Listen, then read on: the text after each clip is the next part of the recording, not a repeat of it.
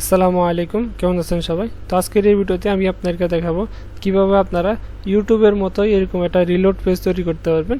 তো যখনই আমরা ইউটিউবে যাব তখন আপনারা দেখেন এখানে দেখেন একটা রিলোডের মতো একটা পেজ। ওকে, এখানে প্রথমে আমরা থাম্বনেলগুলো দেখতে পাই। ওকে, তো এগুলো আপনারা সেম কিভাবে তৈরি করবেন, তো এখানে আমি আপনাদেরকে এক্সাম্পল দেখাচ্ছি। ওকে, আপনারা যদি এটা দেখেন, এটা হচ্ছে আমাদের ইউটিউবের মতো, সেম ইউটিউবের মতো এখানে রিলোড পেজ। ওকে, এখানে দেখেন আইকন দেওয়া আছে, এখানে ইউটিউবের আইকন দেওয়া আছে।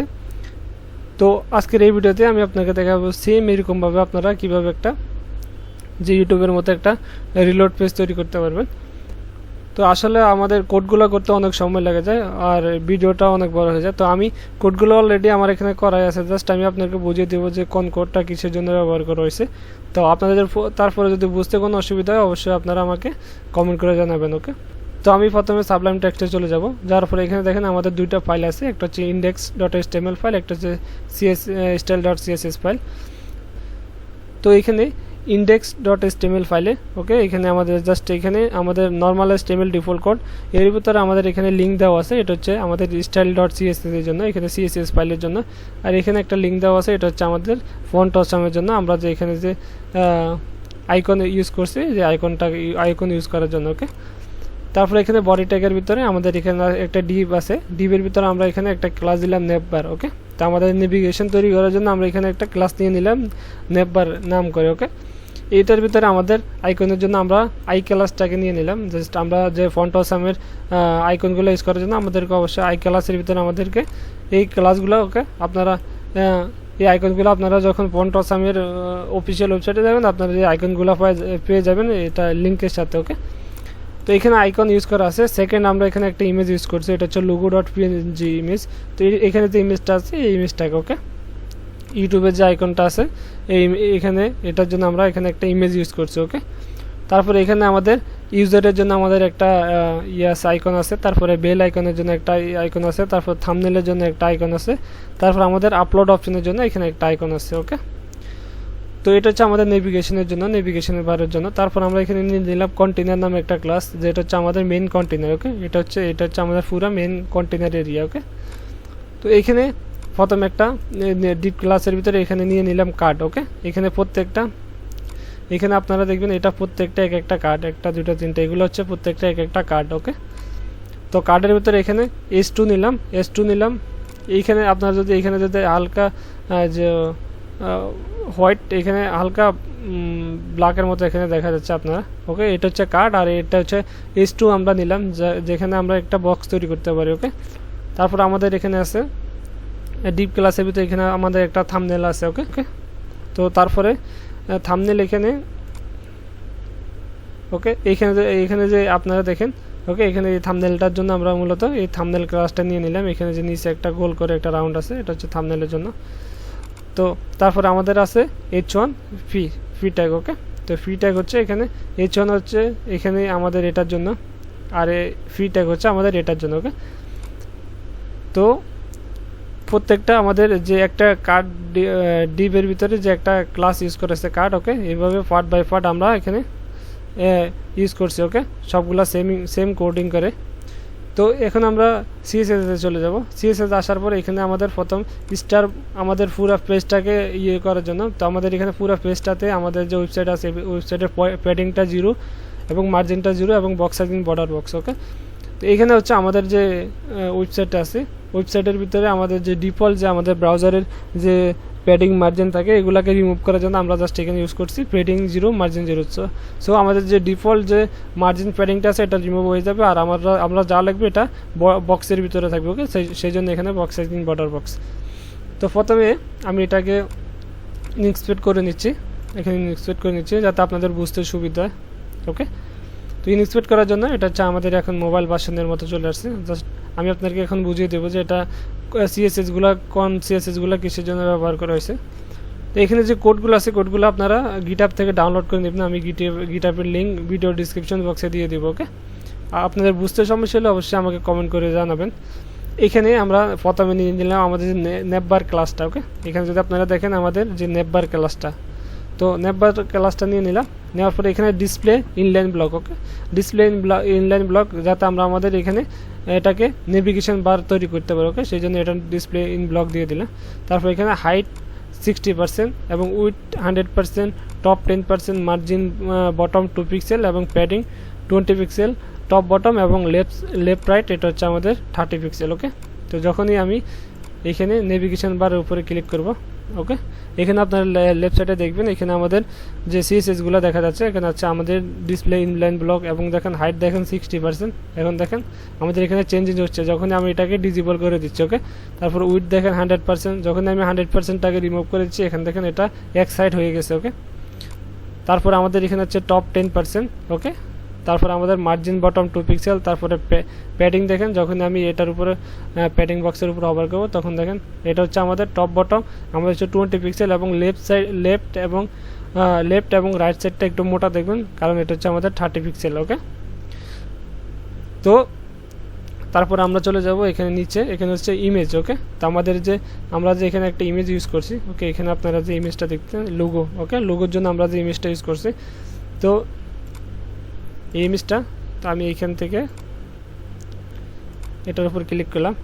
ওকে, ক্লিক করার পরে এখন দেখেন আমরা ইমেজে ইউজ করছি, ইমেজের উইথ আমরা ইউজ করছি 50 পিক্সেল। ওকে, তো তারপরে মার্জিন টপ এটা হচ্ছে আমাদের -44 পিক্সেল, যাতে এটা আমাদের উপরে চলে আসছে, আমাদের নেপবারের ভিতরে চলে আসে সেই জন্য। তো মার্জিন লেফট 43 পিক্সেল। তো এখানে আমি যখন উইথটাকে 50 পিক্সেল এটা রিমুভ করে দিচ্ছি তাহলে এটা কিন্তু আমাদের বড় হয়ে যাচ্ছে। ওকে, তো আমরা এটা ছোটো করার জন্য 50 পিক্সেল করে দিলাম। মার্জিন টপটাকে আমরা এখানে -44 পিক্সেল করে দিলাম যাতে এটা উপরে চলে আসে। দেখেন আমি যখন এটাকে ডিসেবল করব এটা নিচে চলে আসছে। ওকে, তো আমরা এটা পজিশন করার জন্য আমি এখানে দিয়ে দিলাম মার্জিন টপ -44 পিক্সেল। তারপরে এখানে মার্জিন লেফট যখন আমি এটা রিমুভ করে দেবো এটা দেখেন আইকনের উপরে চলে গেছে, তো সেই জন্য আমরা লেফট সাইড থেকে মার্জিন 43 পিক্সেল করে নিলাম। তো তারপরে আমরা এখানে S3টাকে দেখব। ওকে, S3টা এখানে আপনারা দেখেন। ওকে, এখানে S3 ইউজ করছে, এগুলো হচ্ছে আমরা আইকনের জন্য এটাকে ইউজ করা হয়েছে। ওকে, আইকনের জন্য। তো এখানে দেখেন প্লট রাইটটা করার হচ্ছে এখানে যে আমাদের আইকনগুলো হচ্ছে আইকনগুলো দেখেন এখানে রাইট সাইডে চলে আসছে। তো আমি এখান থেকে যে আইকন করে নিচ্ছি। ওকে,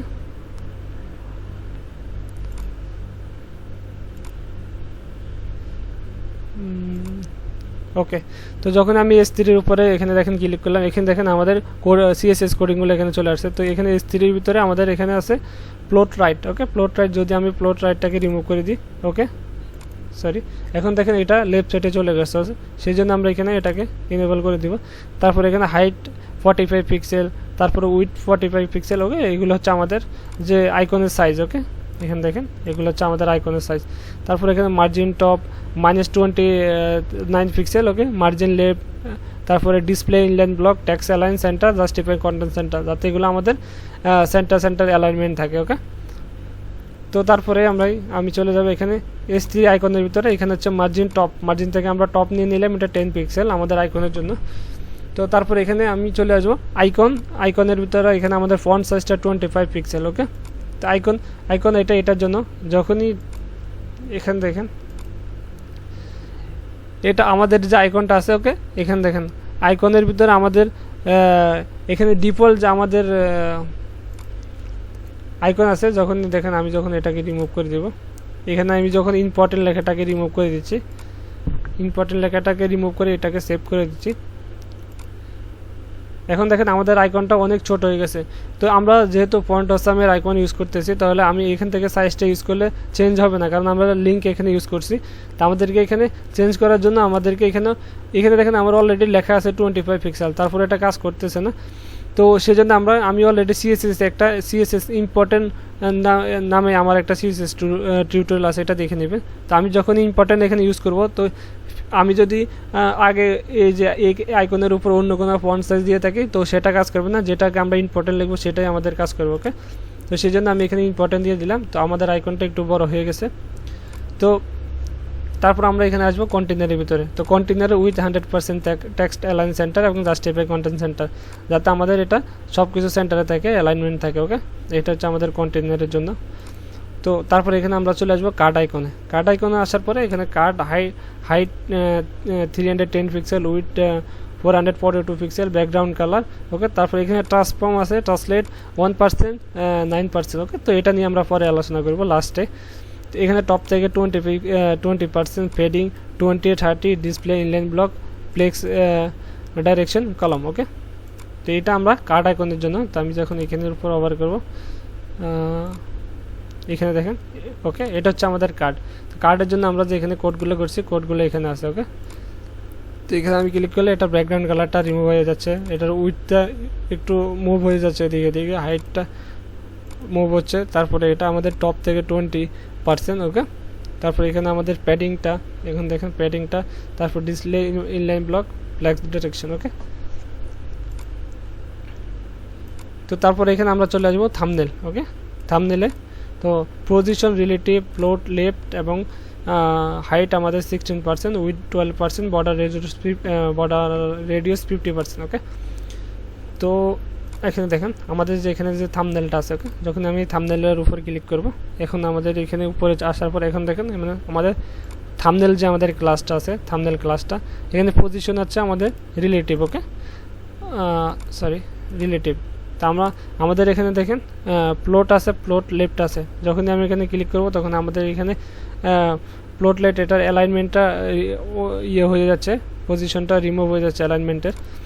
তো আমি যদি এখানে এখন রাইট লিখি, ওকে, এখানে এক্সাম্পল আমি রাইট লিখলাম, এখন দেখেন আমাদের থাম্বনেলটা রাইট সাইডে চলে আসছে, ওকে। তো আমি এখানে দিয়ে দিব লেফট, ওকে। তো তারপর আমাদের হাইট আছে, ওকে, দেখেন হাইটটা 16%। তারপর আমাদের উইথটা আছে, উইথটা 12% আমরা রিমুভ করেছি, সেই জন্য এটা নিচে অন্য জায়গায় চলে গেছে, ওকে। আমাদের ফুল পেজটা ওপেন করলে আমরা দেখতে পাবো এটাকে।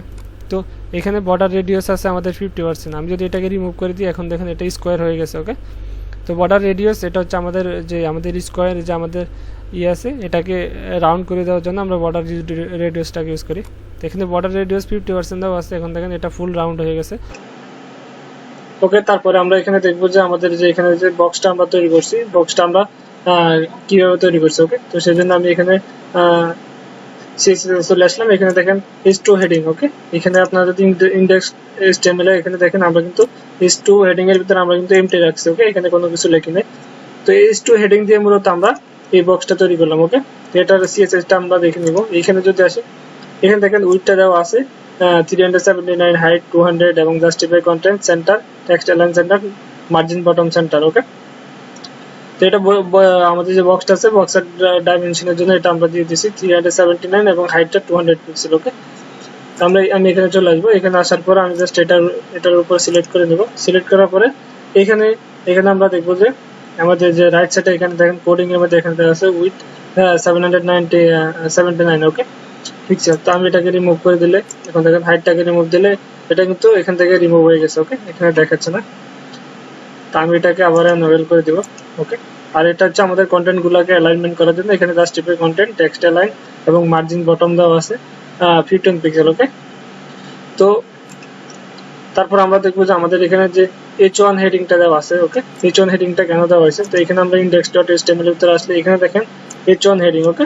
তো সেম H2 হেডিং এর মতো H1 হেডিংও আমাদের এখানে এমটি। তো এটা দেওয়ার, H1 হেডিং দেওয়ার মূল উদ্দেশ্য হচ্ছে এখানে দেখেন আমাদের এখানে যে আমাদের যে থাম্বনেলটা আছে, থাম্বনেলের পাশে এখানে দেখেন আমাদের এখানে দুইটা বক্স আছে, ওকে।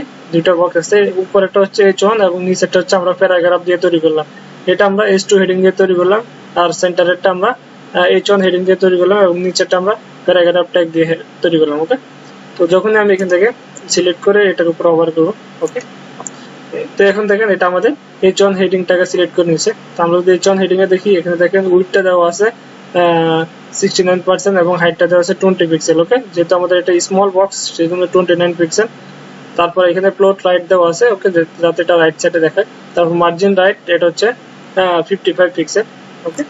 এখন দেখেন আমি যখন এটাকে মার্জিন রাইটটাকে রিমুভ করে দিচ্ছি, এখন দেখেন আমাদের বক্সটা একটু রাইটে চলে আসছে, ওকে।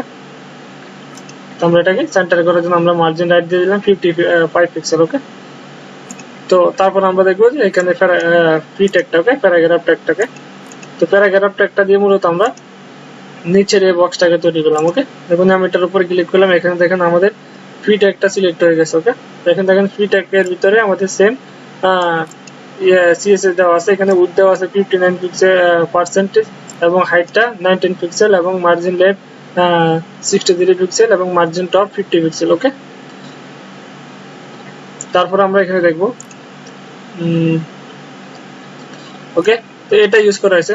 এখন আমরা এখন দেখবো যে যখনই দেখেন এটা অটোমেটিকলি আমাদের এটা কিন্তু রিফ্রেশ হচ্ছে। ওকে, রিফ্রেশের মতো এটা লোডিং এর মতো এরকম দেখাচ্ছে। তো এটার জন্য আমরা আসলে কি ফ্রেম ইউজ করলাম। ওকে, তো কি ফ্রেমটা কি আমি এখানে সিএসএস এ চলে আসবো। ওকে, আসার পরে এখানে সিএসএস এর ভিতর এখানে নিচে চলে আসলাম, এখানে দেখেন কার্ড আইকন। ওকে, যে আমরা মূলত আমাদের কার্ড আইকনটাকে সিলেক্ট করে নিলাম। এখান থেকে আমাদের যে মেইন বক্সটা হচ্ছে এটা হচ্ছে কার্ড। ওকে, কার্ড নামে কার্ড প্লাস নামে আমরা এটা তৈরি করলাম। তো এটার ভিতরে এখানে দেখেন ব্যাকগ্রাউন্ড দেওয়া আছে লিনিয়ার গ্রেডিয়েন্ট। ওকে, এখানে কালার দেওয়া আছে। আমরা এটার কালারটা চাইলে চেঞ্জ করতে পারি, তো কালারটা আমি পরে চেঞ্জ করে দেখাচ্ছি। তারপর ব্যাকগ্রাউন্ড সাইজ দেওয়া আছে 200% বাই 100%। ওকে, তারপর ব্যাকগ্রাউন্ড পজিশন 100% এবং 0। ওকে, তো অ্যানিমেশন দেওয়া আছে লোড 2 সেকেন্ড ইন মিনিট। ওকে, তো এটা আমাদের প্রতি 2 সেকেন্ড পরে পরে এটা আমাদের রিফ্রেশ হতে থাকবে। ওকে, তারপর এখানে কি ফ্রেমসে এখানে আমরা লোডটাকে ইউজ করছি। ওকে, তো এখানে আমরা দিলাম যে 100%। ওকে, এখানে আমরা যদি HTML এ আসি, সরি, ওকে, কি ফ্রেমের ভিতরে এখানে আমরা দিচ্ছি এটা যখনই লোডিং হবে আমাদের 100%। ওকে, তো এটা ব্যাকগ্রাউন্ড পজিশনটা -100% 0 হয়ে যাবে। ওকে, তো সেজন্য এই আমরা কি ফ্রেমের জন্য আমরা মূলত এখানে দেখি আমরা যে এখানে ট্রান্সফর্ম যে আমাদের ট্যাগটা আছে ট্যাগটাকে এটা ইউজ করছে। ওকে, 1% বাই 9%। ওকে, এখন দেখেন এটা রিফ্রেশ হচ্ছে, ওইভাবে ওটা রিফ্রেশ হচ্ছে। ওকে, তো এখন আমরা চাইলে এখান থেকে কালারটাকে চেঞ্জ করে দিতে পারি। এখন যদি আমরা এখানে আমি এটার উপর সিলেক্ট করলাম স্টাইল, এইখানে দেখেন এখানে আমাদের কার্ড আইকন। ওকে, কার্ডের ভিতরে আমাদের যে কালারগুলো দেওয়া আছে কালারগুলো আমরা চাইলে কালারগুলোকে চেঞ্জ করতে পারি। তো আমি কালার চেঞ্জ করে আপনাদের দেখাচ্ছি। যদি এখানে রেড দিই, এখন দেখেন এটা আমাদের রেড কালারটা রিপ্লেস হচ্ছে। ওকে, তো আমরা যদি এখানে আরেকটা কালার নিয়ে নিই, এখানে মূলত আমাদের 4টা কালার ইউজ হয়েছে। তো আমরা এখানে এটাকে দিয়ে দিব ব্লু কালার দিয়ে দিলাম। এখন দেখেন স্কাই ব্লু। তো তারপর আমরা এখানে দিয়ে দিব এটা পিওর ব্লু কালার নিয়ে নিলাম। ওকে, এখন দেখেন তারপর আমাদের এখানে আরেকটা কালার আছে। ওকে, এটাকে আমরা নিয়ে নিব,